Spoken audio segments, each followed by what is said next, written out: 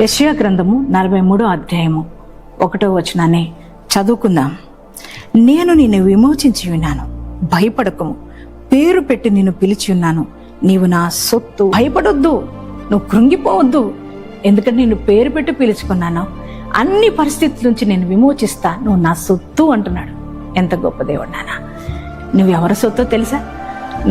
నువ్వు సర్వోన్నతుడు, సర్వశక్తివంతుడైన దేవుని సొత్తు. ఆయన బిడ్డవి. ఆయన నిన్ను విమోచించే దేవుడు.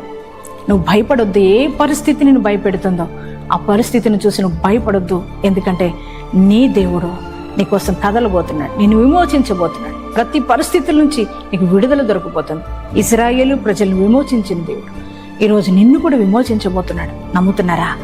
ఆయన సొత్తుగా నువ్వు ఉన్నావు గనక నువ్వు ధైర్యం తెచ్చుకుంటావా? ఈ మాటను బట్టి, యేసయ్యా నిన్ను బట్టి నేను ధైర్యం తెచ్చుకుంటున్నా, నువ్వు నన్ను విమోచించబోతున్నందుకు నీకు వందనాలయ్యా అని యేసయ్యకి థ్యాంక్స్ చెప్దాం.